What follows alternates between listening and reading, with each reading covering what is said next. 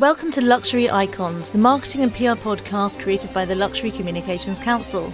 I'm Rosie Shephard, the founder of the Luxury Communications Council, the world's only membership network dedicated to advancing the global luxury industry by uniting, supporting and championing marketing communication leaders. This podcast is dedicated to meeting some of the industry's most prolific leaders, delving into the challenges and opportunities that we face together. Welcome to Luxury Icons. Now, in the marketing world, Rachel Waller needs no introduction. Rachel is the Global Vice President of Marketing for Burberry. Now, after starting out in digital planning, Rachel took a role at a small startup where she was just the 10th employee and looked after social media. That little startup was Farfetch, and fast forward 7 years and 5 promotions, Rachel became the Global Director of Brand and took the company all the way to IPO. When Farfetch was at its very peak, Rachel joined Burberry to lead their digital team. She's now the Global Vice President of Marketing and one of the most senior women in the building. Rachel, welcome to Luxury Icons. Thank you for having me. You're so welcome.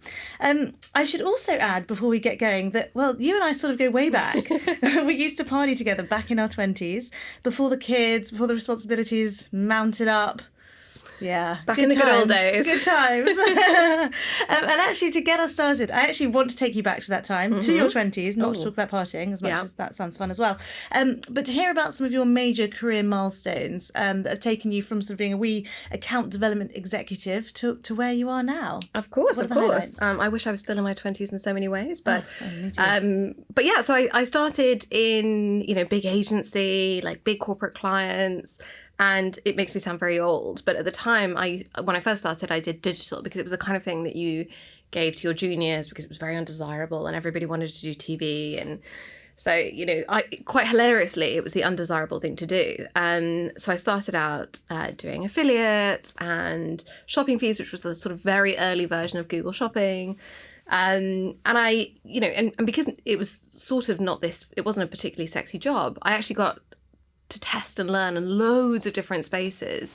So it was really, really foundational for me. And then, I felt like I'd learned a lot. I'd been in a big environment, but I knew I wanted to be in fashion and I knew I wanted to be in luxury.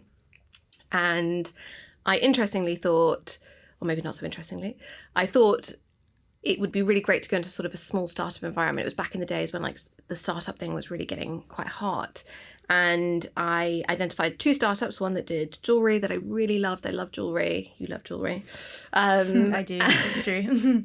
And I also, and I identified Farfetch and I met both teams and they were both really, really incredible. But I ended up going with Farfetch just because I felt like the proposition was so unique. You were pulling together all of these incredible luxury products, the one-offs that only one tiny store in Italy had ever bought, and I just thought there was something so inspiring about that. And then the Farfetch thing really blew off. It turned out lots of people wanted that one-off tiny product that one Italian boutique had bought, and so the Farfetch thing just grew much faster than I'd ever imagined. It started in this sort of not so desirable room in East London, which is a real lesson, and sometimes you have to do the undesirable things. Yeah, absolutely. And I did a bit of everything, honestly. Like, I think people in big and small businesses do. Like, I wrote the emails and I set up the social profiles and I did all the reporting. And, I went out to tell people about Farfetch. And it was a real sell at the time. People just, there were lots of other much more luxurious department stores and other players. So it was a real sort of, roll up your sleeves and get your hands dirty moment. And then it really blew up. And we then started doing things like international expansion. I can remember some of my first trips to sort of Japan and Korea and the Middle East. And it was just nice. It was just this incredible, it just was sort of far beyond what I'd expected. And then towards the end, as we were gearing up for IPO, I did this big piece of work around the brand. And I'm really trying to sort of bring all of these sort of this explosion of elements into something quite digestible. And that in itself was, something I'd never done before. A real lesson. So kind of it was a real mix of different things over time, but really interesting. And then it sort of led into what I do now. Burberry's a completely different experience to that in many ways. It was, that was fast growth and disruptive and chaos. And Burberry's this, it's over 160 years old. It has innovation in its DNA, but it's a heritage brand with these incredible products and stories. And finding that balance of protecting these incredible, these incredible seeds of this brand, whilst playing with digital and innovation has been a completely different experience again. Oh, goodness. And bringing so many of those components you learned along the way, no doubt. Of course. As the global vice president of marketing, on a day-to-day basis, or indeed sort of on an overall basis, what do you oversee? Excellent question. A lot. I think my world is sort of made up of, you have marketers, you have sort of content strategists and content creators, you have editorial teams, and then you have designers and true creatives. So, over the course of a day, I can be looking at, we were just talking about it, like these amazing creators who can embroider entire narratives onto a cashmere scarf on TikTok that I had just never, your mind, the kind of stretchiness of what creativity can look like now is so fascinating. Gorgeous. Right the way through to, naming bags or thinking about our CRM strategies. So it's a real, we have lots of different territories that we cover, but I think fundamentally the benefit of places like Burberry is you have these incredible teams, like these real experts who I learn from all the time. So it's just about sort of galvanizing and building the direction, and then learning, off all these amazing experts. But obviously not just anyone can do that. I mean, that takes a real expertise in your own right. Obviously on this podcast, we are talking to people who we choose, who we really think are driving the industry forward. Obviously you're one of them. And that might be through innovation, it might be creativity, it might be actually contribution to the wider industry, or indeed all of those things. And all of them, actually, it's quite interesting. They seem to have a different sort of superpower that they sort of, have harnessed, and it's led them to where they are. Do you think you have one? What would you say yours is, if say? I would love to hear about everyone's superpowers, especially the ones they told you not while being recorded. I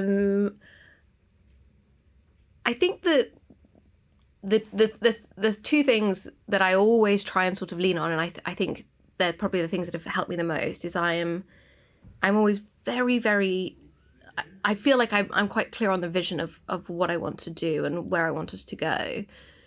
But then I'm entirely open-minded in terms of how we get there. I think, if you grow up through the startup environment, it's kind of just how it goes, because in startups it's all sort of slightly chaotic, and so you have to be kind of comfortable with that ambiguity. And so I think now I feel very comfortable with the ambiguity of how you get there, but I'm always very, very clear on where it needs to be, which sounds really obvious, but I think, especially when you're in a big environment and you have, lots of people there, sort of there's 80 people in my team, you can kind of get a bit worried sometimes about, like, are things happening? There's a lot happening. But I think being comfortable with that and being able to sit with that ambiguity and be comfortable with it, I think has been quite helpful. Yeah, it sounds like it. I mean, you actually joined at a really pivotal moment for the brand. It was a transformation, 2018. But actually, you've just done that process again with a rebranding last year. Reflecting on your journey, I guess, what's the work that you've done of which you're the most proud? I mean, I think, as you say, I think Burberry's this incredible brand that it's sort of always in motion, and I think that's really important. I think when you're in luxury brands, you're kind of in the business of culture. So that motion is really critical. So I think that sort of, that sense of forward motion has been something that I've really enjoyed at Burberry. And I think, Burberry is fundamentally this sort of brand built on innovation, right? Like, you have the founder, Thomas Burberry, who was alive, 160 years ago, who was kind of an early innovator. He's creating materials like gabardine for Shackleton to go on expeditions, and so you kind of this sort of this very, part of the Burberry DNA is this sort of sense of innovation and discovery and exploration. And I think a lot of the things that I've been most proud of and most excited about while I've been at Burberry have really been in that spirit, because it's something that feels close to my heart, but also feels quite close to who Burberry is at its core. We've done some incredible things over the last 6 years. Like, we just before COVID, one of my proudest projects we did was actually in China, and we opened up this social retail concept store. I remember it well. It was amazing. And then COVID hit, and I couldn't go, of course. But it was interesting in so many different ways, and I was so proud of it in so many ways, because it was in China, which is, I always think it's really challenging and so interesting to do things that are not in your home market, because you learn, right? Like there's just like so much to get from that. But I think the reason I loved it so much as well was because it was playing into lots of different topics that I'm really excited about. It was a store that was all about community, like how you invited people to come and spend time in the store, like what they did. It had a cafe, it had hangout rooms, it had these crazy fitting rooms where you could like invite your friends in and set your playlists. And it was really this idea of like, how do you make a store feel like a community destination? And it also was a store rich in storytelling. And I really believe marketers are in the business of storytelling. And so we had, storytelling in all sorts of different ways. We had QR codes that told you about the product and the design inspiration. We had stories that allowed you to, play with the elements in the cafe. Like we had all these, Ricardo at the time was very into mythical animals. And so we kind of explained why the mythical animals were, it was just this sort of, it was really this very rich multi-touch point community experience. And obviously behind all of that, you had technology. And it was for me, it was sort of this amazing articulation of the technology was always sort of, it was an enabler. You didn't really notice it was there, but it made the whole thing possible. So I love that idea of when you can kind of do really innovative things that just feel natural and non-techy. And then more recently, we've had a real journey on TikTok that I'm super proud of. Burberry is actually, disproportionately big on TikTok, which I'm really, really excited about. And I think that the reason I love it so much is because we're taking these sort of codes of the brand, things like the check and a trench coat that's been around for over 100 years, and we're reinterpreting them through the language of creators and the community on TikTok. And it's so fascinating because it goes well beyond, we've all seen a trench coat styled in 100 different ways, and we love that product. But actually to see how people storytell about its waterproof capabilities and how they show that, or, the scarf that I mentioned to you, where, you have someone we do embroidery on scarves, but someone embroidered a scene. Like, it's the sort of creativity that people use our brand language for on the platform has been something that's been really exciting as well. Gosh, well, I mean, both incredible projects.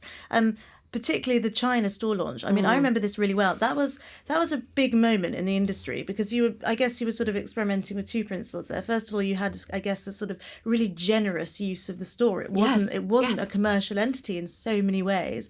And then secondly, that inbuilt tech, the gamification. I mean, it really was completely trailblazing. And, no one else did a piece like that for a long time and afterwards. And, everyone's trying to catch up. Everyone's still trying to catch up with Burberry. I want to go much more into sort of talking about innovation and tech in just a moment. But before that, just staying on sort of more offline stuff. Well, not offline. What am I talking about? Less tech driven, I guess, more sort of storytelling driven.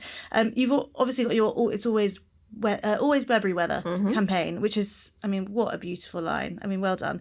Olivia Colman's a face of it, lots of other British icons, but you've also got customers involved in it, which is so smart. Love that. This sort of strategic return to outerwear and I guess your roots and some of those original sort of, I guess, products and principles. I guess, did that lead you back to the archives? Have you been going through some of that stuff? Yes, I think absolutely. And I think there's so many elements that we've played with even in the last 8 weeks, and more will come that we're super excited about. But I think the beauty of a brand like Burberry is you're sort of constantly toying with this balance of like this heritage and this innovation, the forwards and the backwards. And we have been going back through the archives. So It's Always Burberry Weather is a line from our archives. We found these incredible illustrations.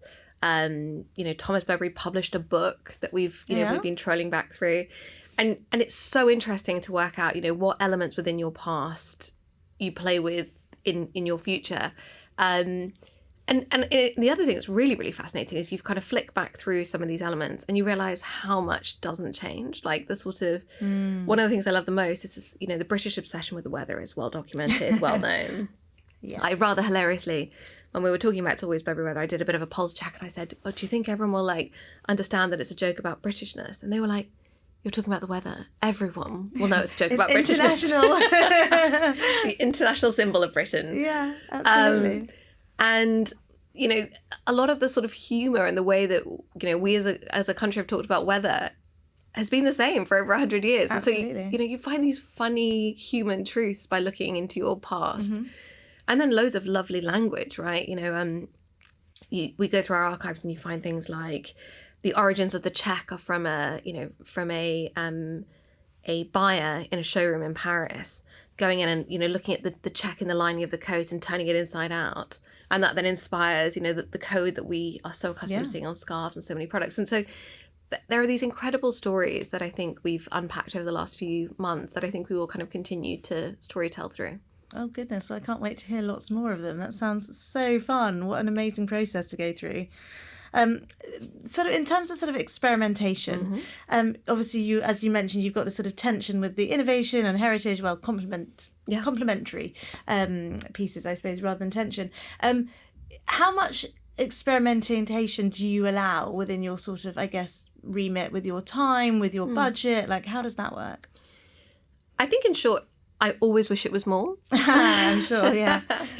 I think I really, really try and make space for the teams to experiment. I think, like with my TikTok example, they come through with these things all the time, these references and these creatives that they find, these sort of, really blows my mind. I always think when we're on the sort of outer edges of what I think is possible or doable, they come in with something, completely different. So I really try and encourage them to do that. I think the difficulty is always protecting that time because, especially when you're on a big brand, there's lots of things that you have to do every day.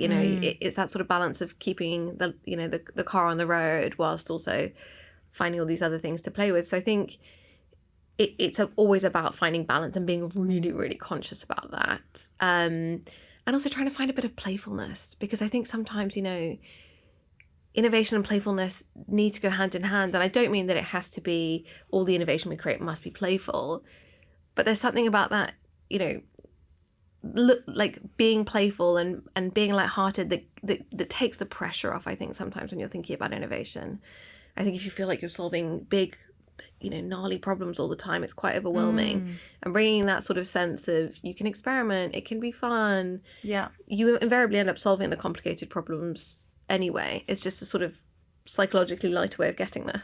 Oh, nice. Well, probably your scarf, the try-on experience is probably a really good example of that.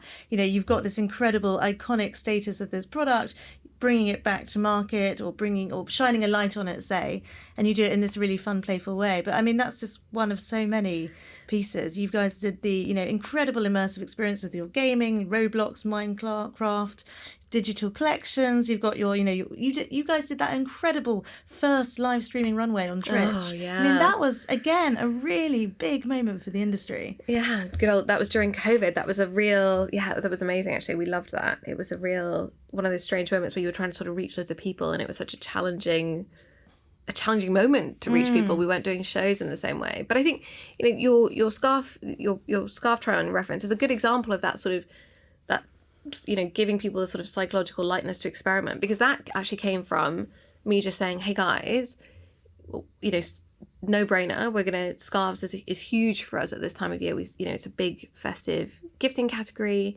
People love our scarves. And I just said, if you could do anything with a scarf, what would you do? And, the teams came back with these kind of amazing creators who interpreted them. And then one guy was like, well, if you go into a store, they can only actually have so many scarves. And I was like, yeah. But the website has all the scarves. And I was like, yeah. So he was like, but I can't try on the scarves on the website. So why don't we just let people try on every scarf that we have? And I was like, yeah, we should do that. Yeah, that makes sense. That makes total sense. And they then sort of agonized over the details of those 3D renders. Getting cashmere drawn perfectly for a 3D try-on is technically quite challenging. I'm sure. But it kind of, I think when you give people that room, they will invariably come back with things that are very, some will be very imaginative, kind of crazy, interpretive, and some will be very practical, but it's just about setting the brief to allow people to play there. Yeah. And same thing with the Twitch thing, that comes from the teams. It's really exciting. Gosh, it sounds like you've got very good people around you. Thinking about, I guess, where we are in terms of conversations at the moment, obviously it's all about AI. 2 years ago, it was all about the metaverse. Yeah. do you think, I mean, based on your sort of now deep experience in this digital world, how do you view the metaverse today? I mean, would you encourage other brands to invest in it? Do you actually think it was a bit of a fad? Did it serve its purpose? Are we now on to the next thing?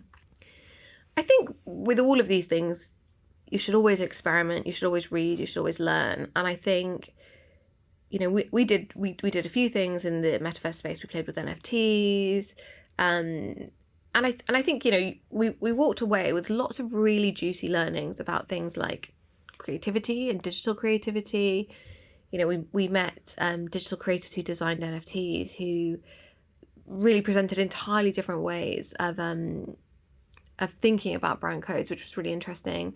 I think we learned a lot about ownership, which I think you will see, some of those learnings we can apply to lots of other things that we're talking about now, like blockchains and digital wallets. And so there was a lot of benefit in that experimentation. So I think we gleaned a lot. I think these things always evolve and always move, and you have to be sort of comfortable with the fact that you bet on a lot of horses and they don't always, they don't always win, and that's fine. But I think it's that mindset of innovation is important to maintain, and experimentation is really important to maintain. We're now experimenting on different things, but I think we learned foundationally a lot of really valuable things from that. And interestingly, before that, we had been playing with this idea of social currency in Shenzhen in 2019, and then we did the metaverse. So it's amazing how things sort of daisy chain through if you allow yourself to play with them as they go. Well, innovation, I mean, it really seems to be part of your brand DNA completely, and it's part of the brand narrative. So you guys are not going to stop doing that, I hope. Teaching us things in the industry. No, I mean, I think it's really important to us, and I think, as you say, it's part of our DNA. It's something we get really excited about, and I think the mirror we have to really hold up to ourselves is thinking about how innovation feels meaningful now. I think, as it becomes more status quo, how does it really add value to the consumer? And I think that religious focus on the consumer will be how we push ourselves forward on innovation. And thinking about the wider industry, obviously, there are many brands and vertical sectors that actually really fall short on this side of things. How would you challenge your fellow brand leaders to do things differently? I think there can be a tendency, especially when you think about things like AI, which just feels like sort of you're either deeply excited or you're deeply overwhelmed. And I very rarely meet anyone who's in the middle of that. So true. There's no sliding scale on how people feel about AI. But the reality is I think with all of these things, now's kind of a perfect time just to give things a go. Try things, maybe, rather than doing your usual search, as you do on a search engine, try it with AI. AI is obviously being, OpenAI has done a big integration with your phone that you probably don't even know, most people don't even know exists. So I think it's just about being comfortable, just trying things. No one's going to mark your homework. Yeah. And I think sometimes we wait to have, especially if you're in a big organization, you can sort of wait for this mandate from the top, or this mandate from IT, or this mandate from digital. And I think it's okay to play and experiment. And I think that's the trick, right? And I think that's the thing I learned in startups, is play and experiment at the beginning. It's fine. No one's looking. No one's marking your homework. It's often when you don't do that and you wait until it hits, mass, and then suddenly it's much harder to play and test at that point. So I think generally I would just tell people to try things. You can synthesize your data. You can simplify how you read your emails. I often, I'm very visual, so I just render things because it helps me work out if things are good ideas or not. So yeah, I think it's just about, no one's checking your homework. Just give it a go. And is it, in your sort of experience, are you working with AI very much sort of on the internal processes side of things? Are you going to be doing anything sort of more, I guess, outward facing in that space? At the moment, I mean, I think we think AI is a huge advantage at sort of supplementing the, I think whenever marketers, and especially in luxury, talk about AI, I think it's always really important to say, fundamentally, creativity for me is human. And I think actually the more space I can give to the people to think creatively, the better. So a lot of the things that I am thinking about are around, simplifying processes, aiding research, reporting. I mean, anyone who's ever done reporting is a hugely time-consuming task. Absolutely. That often falls on, more junior team members who, quite frankly, you know, in my world, are probably the people who have the best ideas in the world for social. So it's like, how can I free up some of their time? So those are some of the things that we're thinking about. But they're, you know, that's not sort of the end of what we will be thinking about. And I think how we play with you know, the creativity that AI can enable will be interesting. I think you'll see us do more publicly facing things as we go forward. Oh, very exciting. Look forward to seeing that. And what else is coming up for Burberry? I mean, I think we've made a big statement this year about our outerwear and our scarves, I think, which we're all really, really excited about. You know, these are incredible, iconic products that really differentiate us as a brand. And so I think we will, you know, you'll see us continue to experiment with that. I think you'll see more storytelling from us, which is something I'm personally really passionate about. We have so many stories to tell, and there are, you know, nowadays there are so many different ways and canvases to do that. So I think you'll see a lot more storytelling from us too, which I'm excited about. Great. And any exciting big campaigns next year you can talk about? Are they all quite secret? Many, many, many exciting campaigns, none of which I can sadly share, but many that we're very excited about. Oh, so hopefully there'll be some some in the ether when this comes through. Well, brilliant. We'll keep a lookout. And just before I let you escape, thank you so much for your time. We always ask one final question. Rachel Waller, what is your ultimate luxury? I really agonise over these questions because there are so many good ones. Well, you can have more than one if you really want to break the rules. You are a rule breaker after all. I think my ultimate luxury has evolved slightly since having children. I used to love going on sort of like really off the beaten track holidays. Like, it's just, you know, that sort of that amazing feeling of being like incredibly disconnected from your world. Free, like, you know, I love that like whole feeling of like not knowing anything, you know, like, and just absorbing, and I find it really energizing. So going on holiday is still definitely my ultimate luxury. But I think it's the sort of entirely off the beaten trackness has been tempered in the short term by my children. But my children quite like, you know, I took my sons to Colombia last year, and they still talk about it. They're like, the best thing that happened to us last year was we went to Colombia. And I'm like, yeah, great. So I've just got to sort of infuse that on. Yeah, exactly. Well, this has been wonderful. Thank you so much for your time, and we can't wait to see what you do next. Thank you so much for having me. I've loved it. Thank you so much for joining us for Luxury Icons. This has been brought to you by the Luxury Communications Council in conjunction with Trapdoor Productions. If you'd like more information on the Luxury Communications Council, please visit our website, luxurycommunicationscouncil.com.